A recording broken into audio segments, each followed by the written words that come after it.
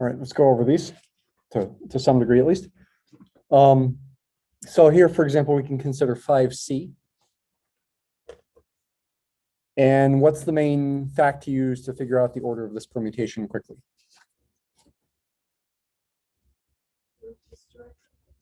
Yeah, this is a product of disjoint cycles. Disjoint meaning that two different cycles don't contain any of the same numbers. If you had three of them, none of the three would contain any of the same numbers. Disjoint cycle notation. When that's the case, the order of the permutation is the LCM of the lengths of the cycle, being length meaning how many numbers or objects are in it. So this cycle has length 3, this cycle has length 2. So the order of alpha is the LCM of 3 and 2, which is 6. This chapter, chapter 5 on permutations, is very much a chapter where just doing a lot of calculations helps convince you of the truth of these theorems just as much as reading the proofs of the theorems. So let's go ahead and calculate the powers of alpha to help us believe that the order indeed is 6. So let's imagine multiplying alpha by itself. In other words, composing it with itself. Remember to work right to left here. First, what does 1 go to? Well, this keeps it fixed. This one maps it to 2. This one keeps 2 fixed. And then this one maps 2 to 4. So ultimately, 1 goes to 4. Try to catch. It'll be helpful if you can really work at paying attention here so you can catch any mistakes I might make. I very well could make a mistake. Although, by the way, here's one way to check if you possibly make a mistake, at least, is we're trying to show the order of alpha is 6 by doing a calculation. If that's correct, then the order of alpha squared should be what? 3. So hopefully I get an answer that's got an order of 3. If I don't, then I know I did something wrong. Anyway, 1 seems to go to 4. What about 4? Keeps fixed, goes back to 1 there, but then 1 goes to 2. What about 2? That keeps it fixed. Then 2 gets mapped to 4. 4 stays fixed. 4 gets mapped up back to 1. Yeah, 2 gets ultimately mapped back to 1. So there we have a 3 cycle. 4 and 5, or excuse me, 3 and 5 have to stay fixed if this is going to work, and they do. They only appear in these 2 spots.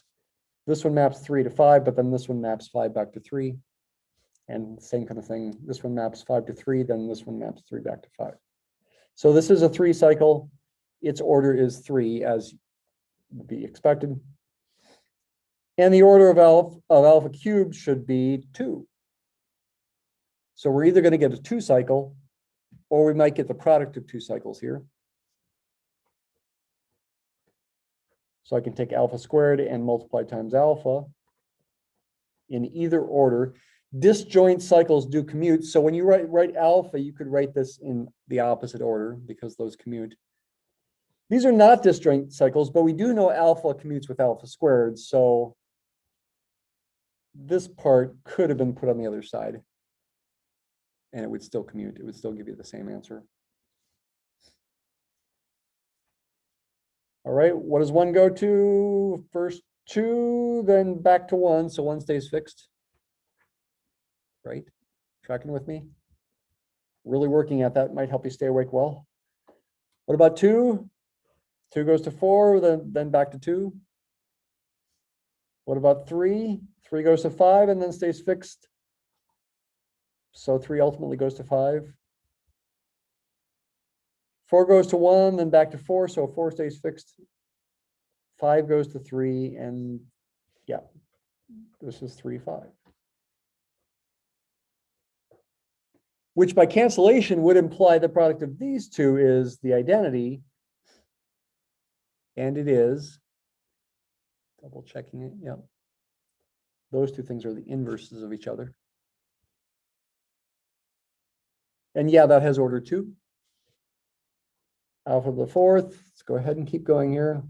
1, 2, 4. I'll put it in this order now. 1, 2, 4, 5, 3, 5, and then 3, 5 again. Bringing that down. 1 gets mapped to 2. 2 gets mapped to 4. 4 gets mapped back to 1, and 3 and 5 get swapped. It looks like the answer is 1, 2, 4, which is different than everything we have so far here. And analogous to alpha squared, it's got order 3. Alpha to the fifth.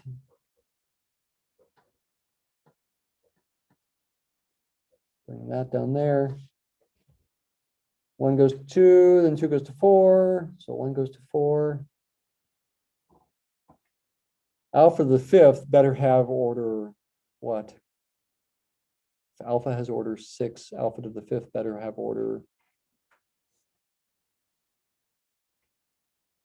6 as well, right? Because 1 and 5 are both relatively prime to 6. Generators of Z6 are 1 and 5. Lots of analogies here. 4 goes to 1, but then to 2 ultimately. 2 should go back to 1. Here it goes to 4, and then it goes back to 1 over here. But 3 and 5 get swapped again. 3 and 5 getting swapped is a common theme here, huh? In all of these. Alpha to the sixth should be to the identity. Bring this down here. Oops. 1, 4, 2, and then a 3, 5. And yeah, the 3 and the 5 will undo each other, so to speak, and these will undo each other. This is the identity. So, yeah, I mean, it's easy to make mistakes with these calculations. I'm very afraid I'm going to make a mistake, so that's why I want you to be really double checking things here. But when you do the calculations, I think it's kind of fun for one thing. And it's nice to see the theory working out. It helps you believe the theorems maybe more than the proofs do.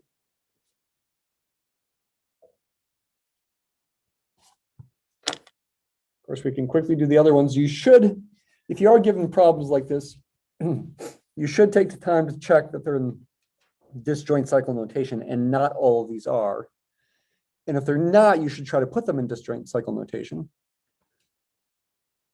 That's in disjoint cycle notation. LCM of 3 and 3 is 3. The order of that one's 3. This one's the one. Is that the one we just? No, we didn't just do that one. This one is in disjoint cycle notation. Or LCM of 3 and 4 is 12. So the order of this thing is 12. This one's the one we did, order 6.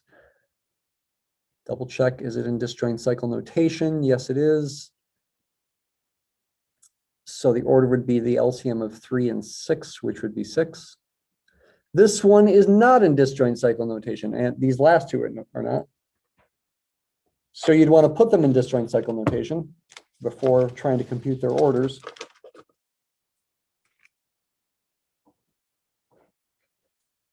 Part E, 1, 2, 3, 5, 2, 4, 5, 6, 7. How do you put it in disjoint cycle notation? You just compose them in the usual kind of way and figure it out. This one keeps 1 fixed, but then this one maps 1 to 2. This one maps 2 to 4, but then 4 is fixed, so ultimately 2 gets mapped to 4. Here, 4 gets mapped to 5, but then 5 goes back to 1. So there's one of the cycles. Right? 4 gets mapped to 5 there, and then 5 goes back to 1.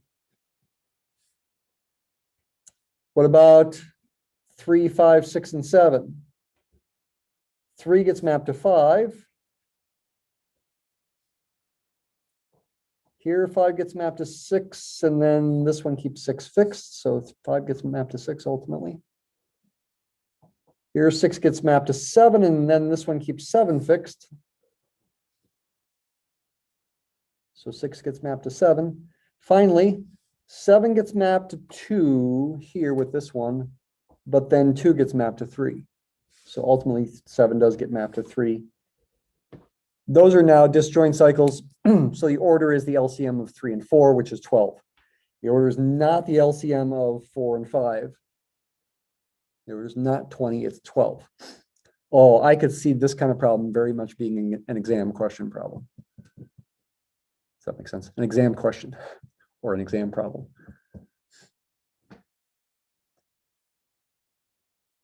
Testing, do you really know the theorem about the LCM and the order, realizing you need to first put the permutation in disjoint cycle notation.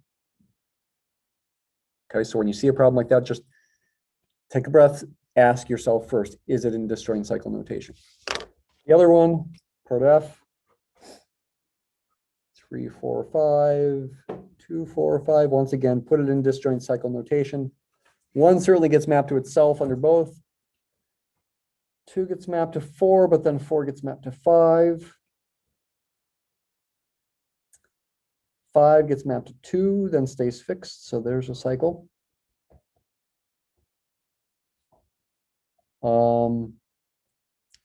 3 gets mapped, stays fixed under this one, then gets mapped to 4 ultimately. And here 4 gets mapped to 5, but then back to 3. And yeah, 1 stays fixed. We don't need to think about any bigger numbers. So this has order 2, which you could double check by composing this permutation with itself. 3, 4, 5, 2, 4, 5, 3, 4, 5, 2, 4, 5. 2 gets mapped to 4, which gets mapped to 5, which gets mapped back to 2, and then stays fixed. What about 3? It stays fixed, then gets mapped to 4, then that gets mapped to 5, then that goes back to 3. What am I on? 4? 4 gets mapped to 5, then to 3, then back to 4. 5 gets mapped to 2, stays fixed, goes to 4, goes back to 5. If you take the time to check that carefully in your mind, this is the identity.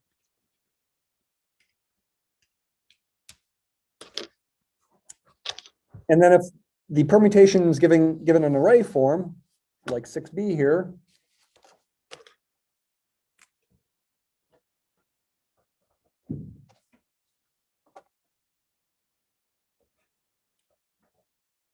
then what you want to do to figure it out is write it in disjoint cycle notation.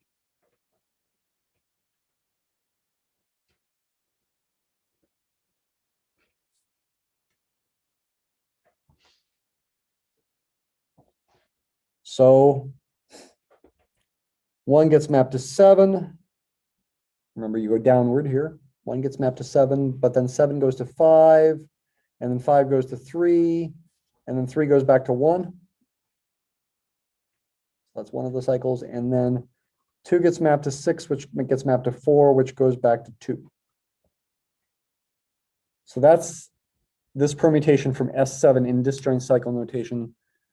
So the order is the LCM of 4 and 3, which is 12. This permutation has order 12.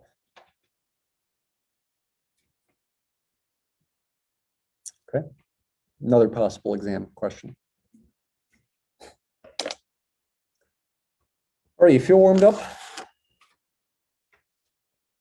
So let's continue with thinking about examples of permutations and permutation groups in particular, and think about isomorphisms at the same time, like we started talking about last time. Oops. I claim S3, symmetric group on 3 objects, is isomorphic to D3. What does S3 consist of?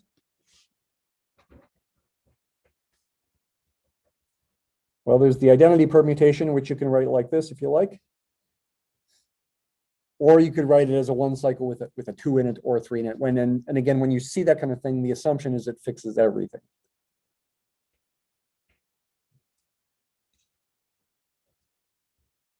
You've got some 2 cycles, 1, 2, 1, 3, and 2, 3. And you've got some 3 cycles, 1, 2, 3, and 1, 3, 2. And no others, right? Right. I mean, you can write these things in different ways. These things could be written as 2, 1, 3, 1, or 3, 2. This could be written as 2, 3, 1, or 3, 1, 2. It also could be written as a product of 2 cycles, though not disjoint 2 cycles. For example, here's the way I remember it. Say we look at this one. Put the first element in the first 2 cycle and the last element next.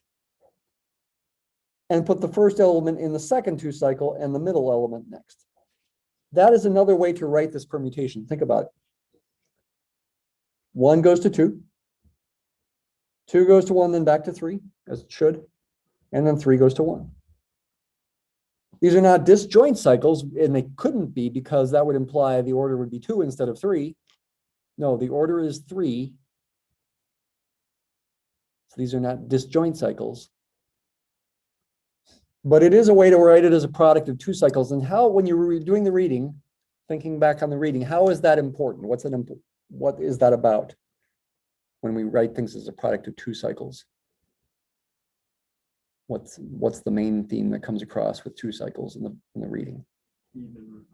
Yeah, is it an even or odd permutation? When you can write it as an even number of 2 cycles, then you call it an even permutation. When you can write it as an odd number of 2 cycles, then you call it an odd permutation. And a given permutation will have to be either even or odd. There's no way I'm going to be able to write this permutation as a product of an odd number of 2 cycles. And there's no way to write these as a product of an even number of 2 cycles. That's a theorem. And that gets at the idea of the alternating group that you also read about that I haven't talked about in class yet. A sub n instead of S sub n. A sub n is a subgroup of S sub n. We'll talk about that more. This one can be written in other ways as well. 3, 2, 1. And 2, 1, 3. And also as a product of 2 cycles, if I go back to the original 1, 2, 1, 3. Like that. And these being not disjoint means they also don't commute. Well, not that that's always the case, but these definitely don't commute.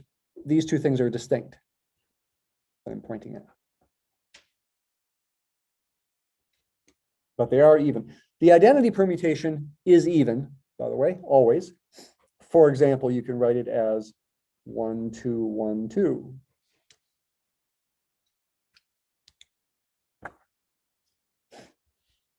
Also emphasizing that 1, 2 has order 2, and 1, 3 has order 2, and 1, 4 or 2, 3 has order 2.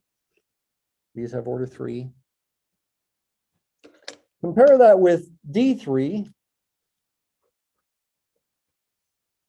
The dihedral group, the symmetries of an equilateral triangle. R0 is the identity.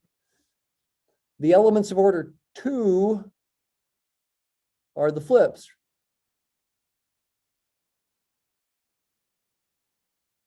What do we call them? D, D prime, and V, was it? Is that what we called them? Was it V? D, D prime, and V. Think about an equilateral triangle here. D flips it across that diagonal, D prime across this diagonal, and V across a vertical diagonal. Not really a diagonal anymore because it's not at an angle. Not very good pictures here, but you get the idea. And then there were the order 3 elements are the rotations by 120 degrees and 240 degrees. And I'm purposely lining these up in such a way that we're making clear a possible isomorphism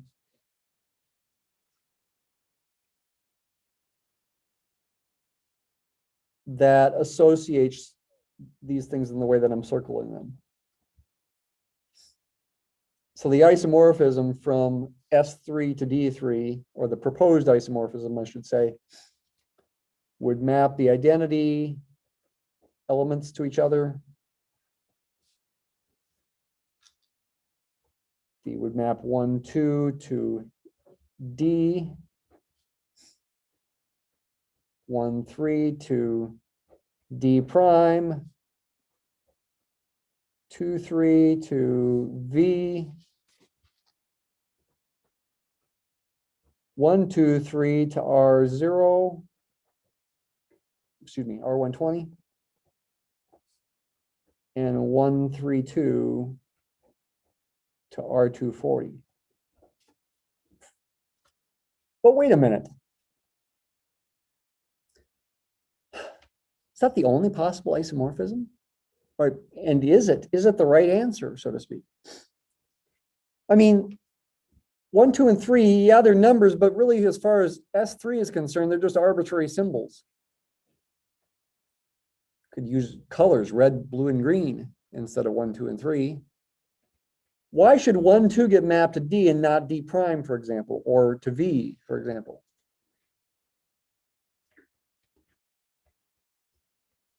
If this is an isomorphism, that kind of symmetry argument means there's probably other isomorphisms. Probably if I do map 1, 2 to D prime and 1, 3 to V and 2, 3 back to D, probably that's another isomorphism. These things play similar roles in the group as far as the overall group structure. And same kind of thing over here, you know, should I really map 1, 2, 3 to R120 instead of R240? Maybe it doesn't matter. This is a natural thing to do if you're doing the labeling of the vertices, 1, 2, 3, though I may not have matched them up correctly as far as D, D prime, and V go. Certainly the rotations match naturally with these things as they are. If you rotate this by 120 degrees, 1 goes to 2, 2 goes to 3, and 3 goes to 1. And by 240 degrees, 1 goes to 3, 3 goes to 2, and 2 goes to 1. That matches naturally. I'm not sure about the other ones. D flips 2 and 3, so that's not this matching is not matching actually flipping 2 and 3, transposing 2 and 3. So it's not quite matching this labeling. But it probably still works. It probably still is an isomorphism. Let's check one of the operation preserving properties. See if it works. So in this case, I'd want to check this function composition. So I'd want to use multiplicative notation.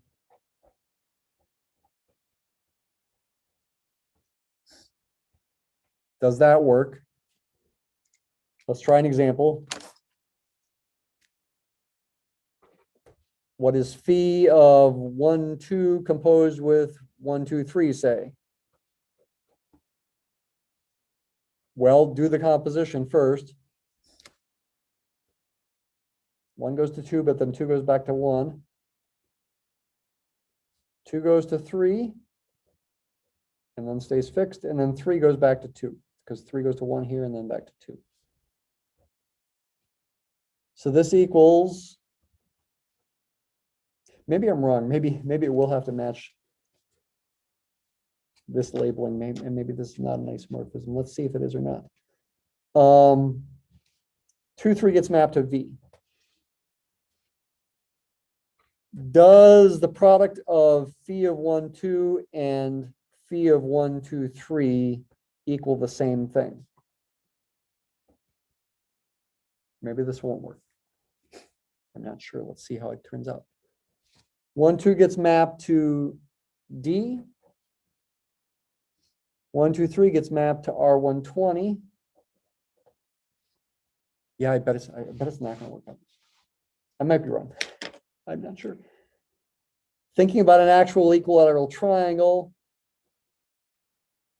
and maybe I should use colors in my labels so I don't get confused. Thinking about the vertices being labeled colors red, blue, green. R120 let's see. Maps R to B, B to G, and G to R's location. And then D flips around the R and the B.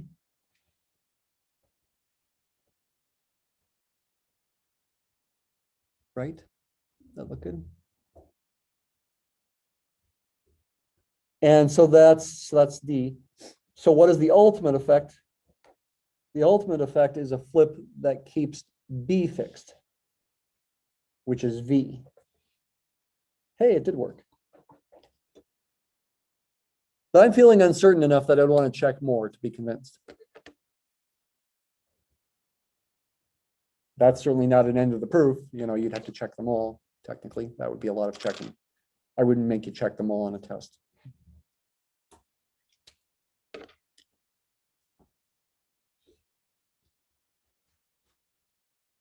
I'm not sure about the answer. I'm thinking. So I felt certain both ways at various points in the past 5 minutes.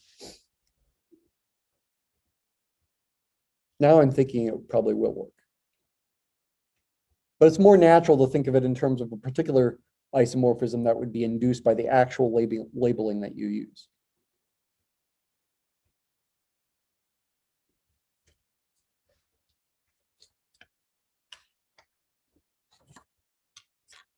What about S4?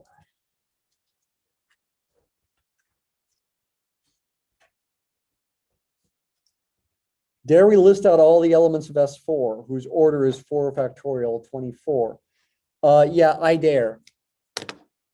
Should we do it? Okay, we are going to do it. We can do it fairly quickly. Of course, there's epsilon, the identity.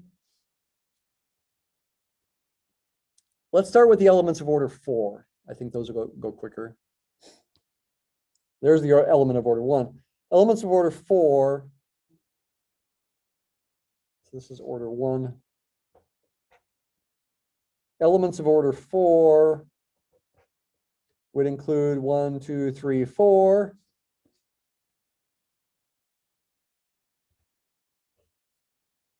Uh, 1, 2, 4, 3.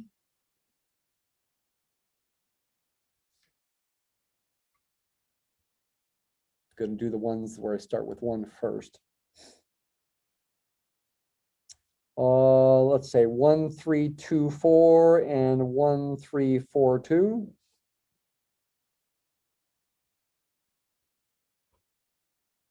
One, 4, 2, 3 and 1, 4, 3, 2. I claim that's it.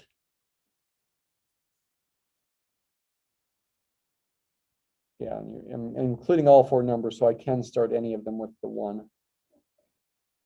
I claim any other thing you tried to think of would be equivalent to one of these. So for example, 2, 4, 3, 1. If I wrote down 2, 4, 3, 1, what's it equivalent to? 2, 4, 3, 1 is equivalent to that one.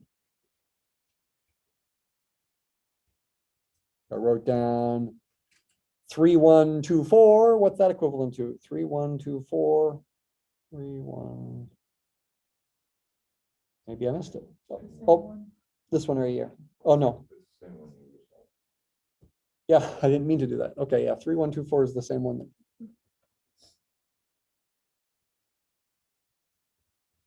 Order 3. Now these will be 3 cycles. And each one will not contain one of the numbers. 1, 2, 3, 1, 3, 2, 1, 2, 4, 1, 4, 2,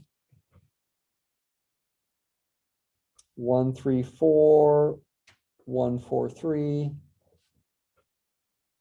And the last 2 will not contain a 1. 2, 3, 4, and 2, 4, 3. Looks like there's 8 of those.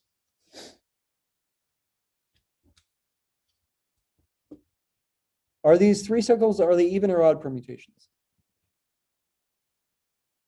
Careful. They're 3 cycles. 3 is odd, but they're actually even permutations. 4 cycles are actually odd permutations. It's easy to get confused about that. This one, for example, can be written as 1, 2, 1, 3. Product of two cycles, an even number of 2 cycles. It's an even permutation. This one, for example, can be written as 1, 3, 1, 4, 1, 2. Started with the first. It's just an algorithm to get it right. Start with the first thing in all 3 of these and go in order backwards, 1, 3, then 1, 4, then 1, 2. You can check this works. These are equal. 1 does get mapped to 2. 2 does get mapped to 4 because it goes to 1 here and then back to 4. And 4 does get mapped to 3. And 3 gets mapped back to 1. These are equal. But that's an odd number of 2 cycles. Therefore, an individual 4 cycle is an odd permutation.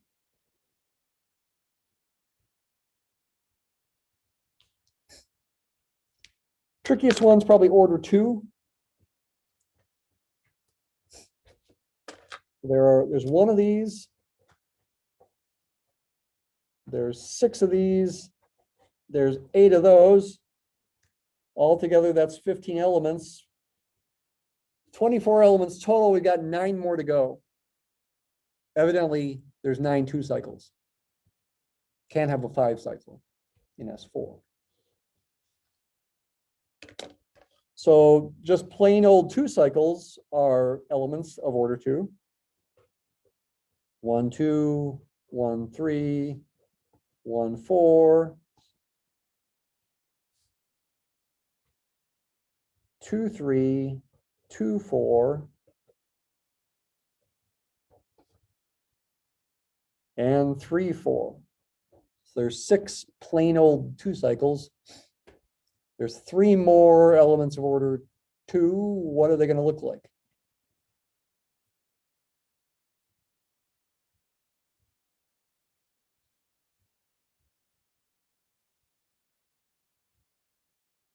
They won't be just individual cycles. They'll be products of two cycles. 1, 2, 3, 4. 1, 3, 2, 4. And 1, 4, 2, 3. Altogether, we have 9 of those. Yeah, 1 plus 6 plus 8 plus 9 is indeed 24. Those are the 24 elements of S4.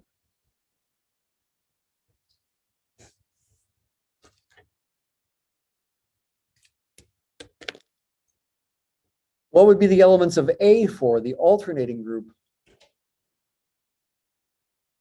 It's a subgroup of S4 of just the even permutations. There's another fact that can be proved that you're going to have the same number of even permutations as odd permutations. The order of A4 has to be 24 divided by 2, 12.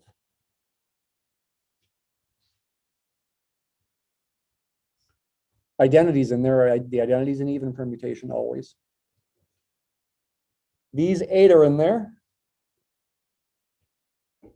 And then these 3. These 6 2 cycles are odd permutations, but these 3 elements of order 2 are even permutations. So A4, I'll circle the things in purple that are in A4. That one, these 6, oh, excuse me, scratch that. That one, these 8, and then these 3, pretend I did not circle the 6. Those are the elements of A4. Scratch that out, that's not there. Okay, pretend it's not there.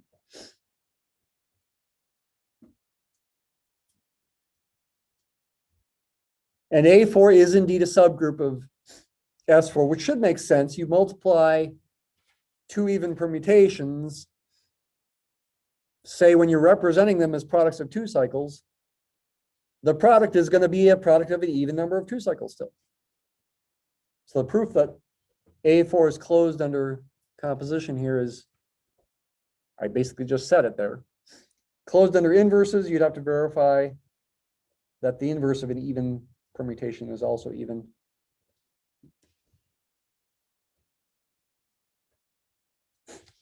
Well,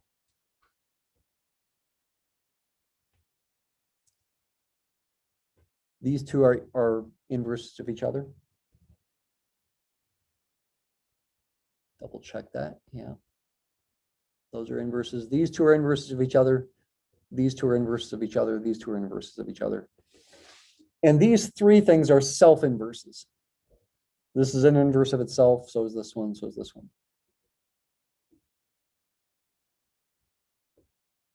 They have order 2.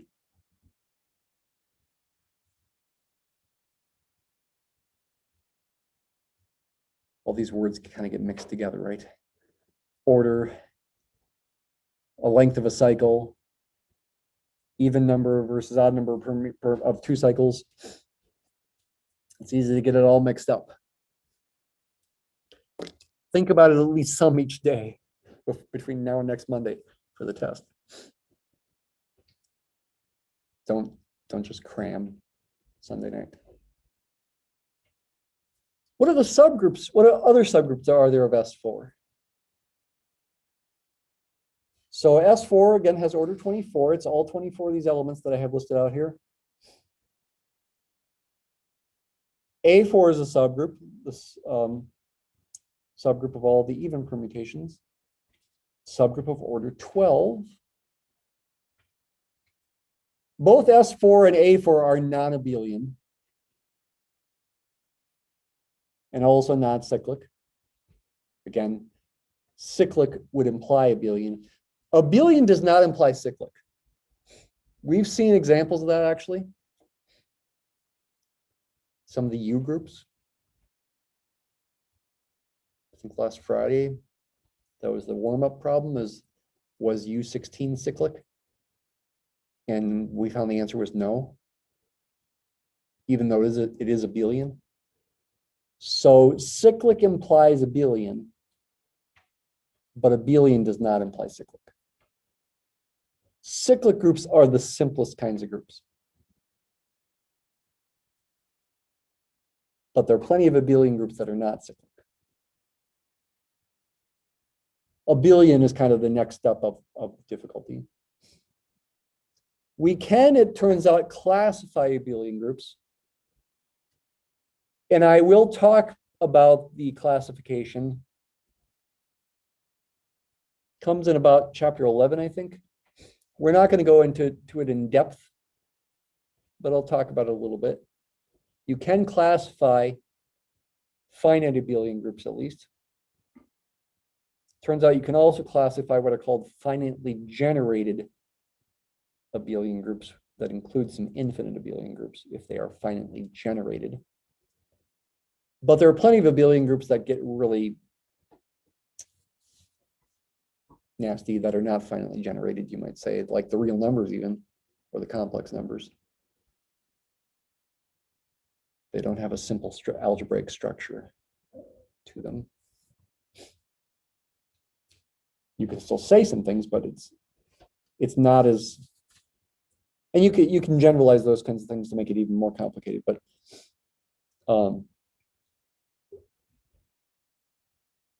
they're not of this simple type we're mostly focused on. What about other kinds of subgroups? So 24 is divisible by 1, 2, 3, 4, 6, 12, and 24. Divisors of 24. 1, 2, 3, 4, 6, 12, and 24. Certainly there's a subgroup of order 1, just the identity.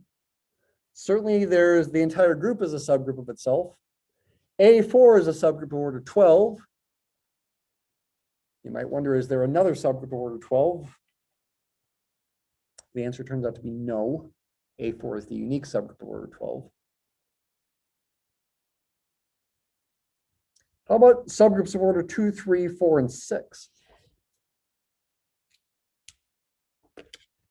Claim there's plenty of subgroups of order 2, lots of them. How would you find subgroups of order 2? And how many would there be?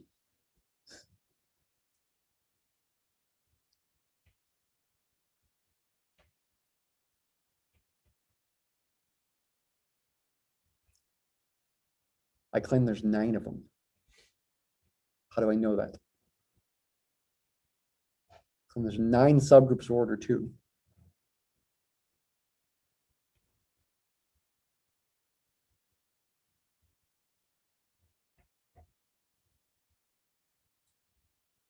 You should be able to answer this. It's fairly straightforward.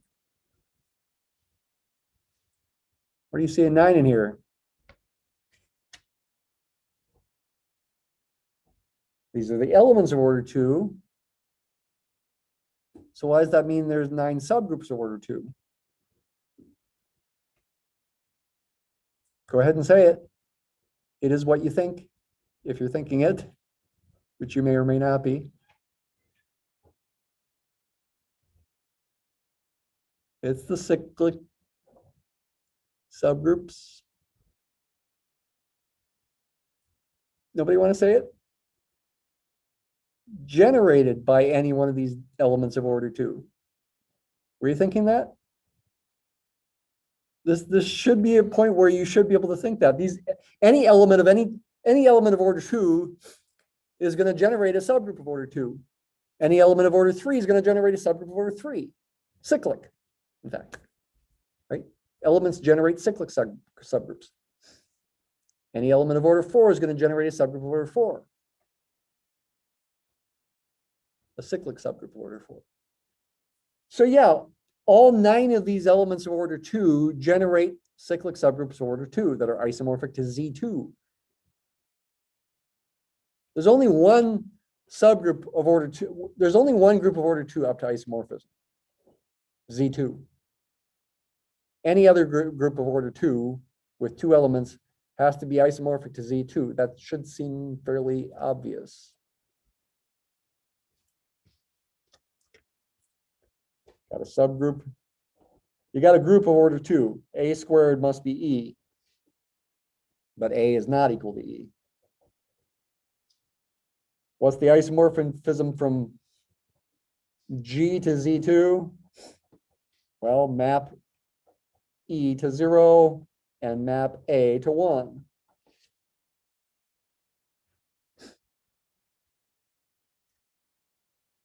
So that also means there can be no other subgroups of order 2, because if there were, their non-identity element would be an element of order 2. That make sense? Each of these 9 elements of order 2 generates a distinct cyclic subgroup of order 2, but all groups of order 2 are isomorphic. So any other subgroup of S4 that has order 2 would have to have a non-identity element that has order 2. So there can't be any more than 9 of them. It has to be exactly 9. With subgroups of order 3, it turns out that any group of order 3 is cyclic, actually. You included an A squared in here, where A squared is not equal to E or equal to A. You could map phi of A squared to 2 in Z3 instead of Z2, and it would be an isomorphism. Proving that's a little harder, I guess. And there's no other, and what else you'd have to prove is there's no other group of order 3. Every group of order 3 would have to be isomorphic to Z3. That would take a little bit more proof. So there's got to be 8. No, excuse me, I almost made a mistake there. It's got to be 4 subgroups of order 3. Why 4, not 8?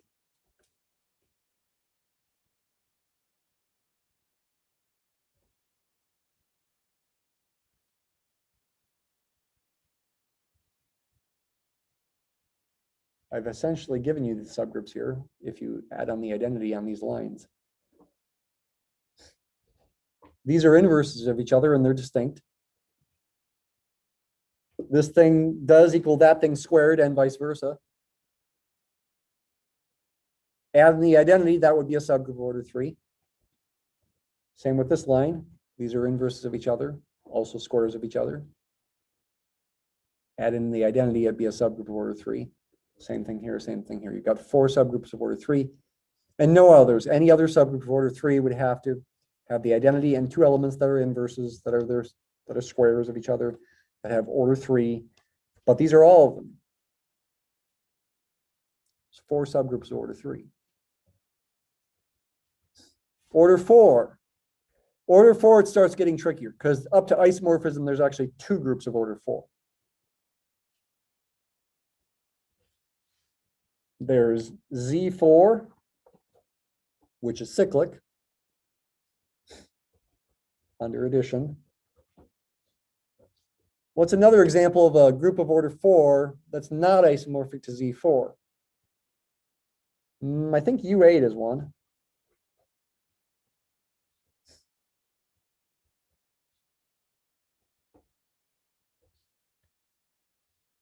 One's the identity there under multiplication. 3 squared is 9 is 1, mod 8. 5 squared is 25 is 1 mod 8. 7 squared is 49 is 1 mod 8. Every element squared equals the identity. Every element is its own inverse. Not true in Z4. 2 is not, 1 and 3 are not their own inverses. The inverse of 1 is 3, the inverse of 3 is 1. 2 is its own inverse. 2 has order 2, 1 and 3 have order 4. 1 and 3 are generators. There's no generator for U8. It's not cyclic. So just looking at the subgroups generated by the elements of order 4 is not enough to say you found all subgroups of order 4. Yes, any one of these 6 elements is going to generate a cyclic subgroup of order 4, but there could be other subgroups that have order 4 that are isomorphic to U8.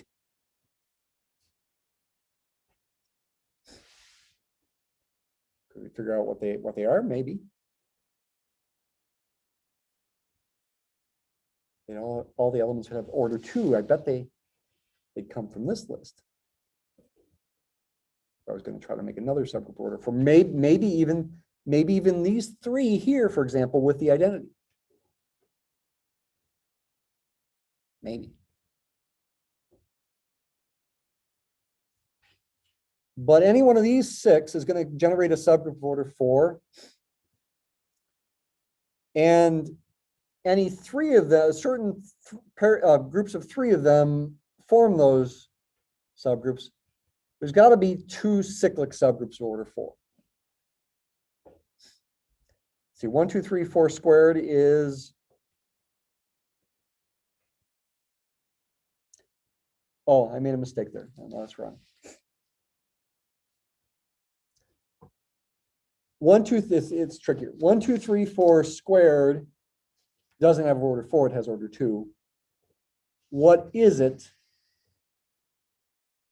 It's 1, 3, 2, 4. This thing right there that I'm pointing at is the square of this thing right here. So that's part of the cyclic subgroup generated by 1, 2, 3, 4. If you cube it, cube 1, 2, 3, 4, 1 ultimately goes to 4, 2 goes to 3, 3 goes to 2, and 2 goes to 1. Cube this, 1 goes to 4. It's this element here. This element is this thing cubed. You can take the time to check that. So the identity element, along with this element, along with this one, along with this one, form an example of a cyclic subgroup of order 4. So there's actually 6 divided by 2 or 3 cyclic subgroups of order 4.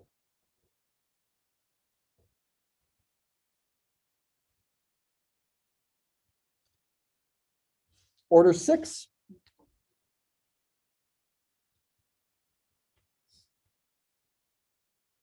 These are the only possible subgroup orders by that Lagrange theorem that I mentioned on Monday.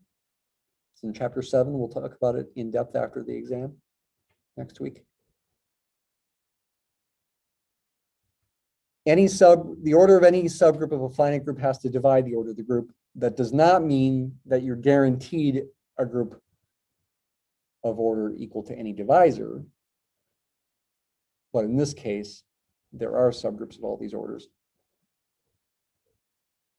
Subgroups of order 6. Are there any cyclic subgroups of order 6? No, because there's no elements of order 6. There's no way there can be a cyclic subgroup of order 6 unless there's elements of order 6, right? Because if it's cyclic, it's got to have generators. These are the kinds of thoughts that should start going through your mind when you get into the stuff deep enough. You should think of these things naturally. That's something to work at before Monday, is have intuition based on experience. Say it again. There can't be a cyclic subgroup of order 6 because if there were, there'd have to be elements of order 6 because cyclic groups have generators. There could be a non-cyclic subgroup of order 6. In fact, pretty clearly there are non-cyclic subgroups of order 6. There's got to be subgroups isomorphic to S3 with 3 factorial or 6 elements. Because, for example, if you consider all the permutations that don't involve a 4 in the notation, only involving 1, 2, and 3, that's got to be isomorphic to S3. What 6 elements would those be? The identity. I'm looking for ones without a 4. That one, that one. That's 2 more up to 3. And then down here, there should be 3 more that don't have a 4. That one, and that one don't have 4s in them. That's a subgroup of order 6 that's isomorphic to S3. It has 6 elements. You could also find ones, do by analogy here, that don't involve a 3. Identity. Got to be careful when you're thinking about the identity, though, because that's sort of its own special case as far as what element you put there.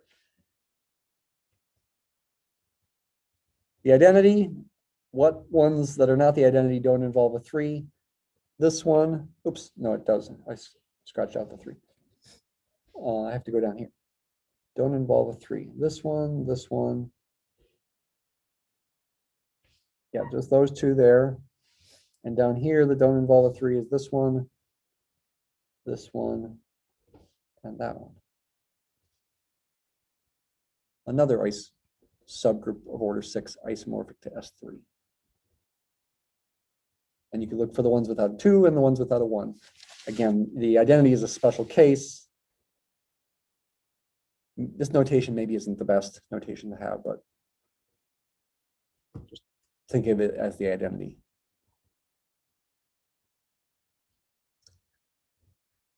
So I guess that might mean that there's 4 subgroups of order 6 that are isomorphic to S3. It doesn't rule out the possibility of more of them, perhaps.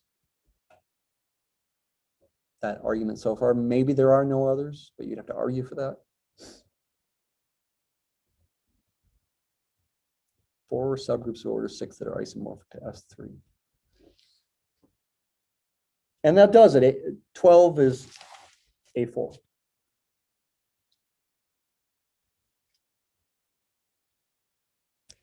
Let me end class today by thinking about one more example.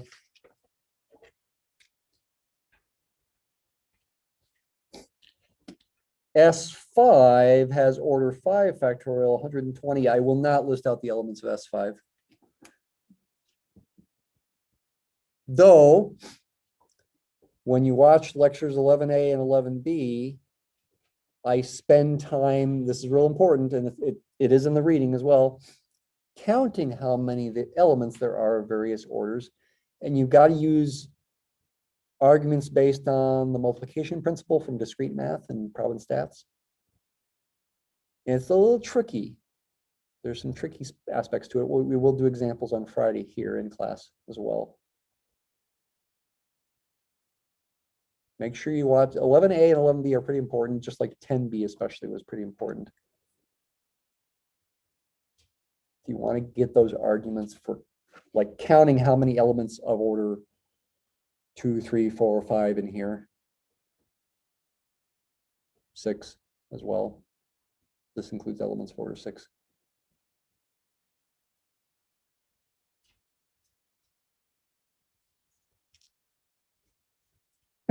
What do I want to do here? I'd like to argue that S5 has a subgroup of order 10 isomorphic to D5.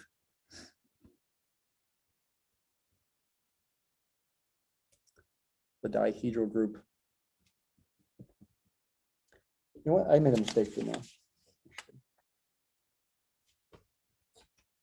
I made a big mistake. I forgot a divisor. Didn't I? 8. I'm putting this on YouTube. Bad mistake. Actually, let's go back to S4. 24 elements. 8 is a divisor. D4, symmetries of a square, has 8 elements. Is there a subgroup of S4 isomorphic to D4? Yeah. And it's pretty easy to figure out. Think about a square. Think about labeling the edges in one particular way. There are other ways to label them that would produce perhaps other subgroups of S4 isomorphic to D4. Once you've got this labeling, and you think about the geometry of the symmetries, you'll see that a subgroup of S4 isomorphic to D4 would include, first of all, the identity, which corresponds to R0. 1, 2, 3, 4. Its square being 1, 3, 2, 4. Its cube being 1, 4, 3, 2. Plus 4 reflections. One across a vertical line, V, one across a horizontal line, H, one across the main diagonal, so to speak, D, and one across the off diagonal, so to speak, D prime. V swaps 2 and 3 and 1 and 4. H swaps 1 and 2 and 3 and 4. This is like V. This is like H. D swaps 2 and 4. And D prime swaps 1 and 3. I claim that's a subgroup of S4 of order 8 isomorphic to D4, and it should seem pretty natural that it is. If I do a different labeling, I get another, possibly another subgroup of S4 isomorphic to D4. By possibly, I mean possibly different than this one. If I labeled them so that 1, 4, 3, 2 was a rotation by 90 degrees, then I wouldn't get a different one. Making this one 1, 4, 3, 2. If that was my labeling, it would not be a distinct subgroup of order 8. Oh, I'm going to have to put a notation on my video that I made a bad mistake when I forgot 8 as a divisor. And in fact, just yesterday I was thinking, don't forget that 8 is a divisor, and make sure you think about this example. And here I went ahead and I forgot it. All right, have a good day.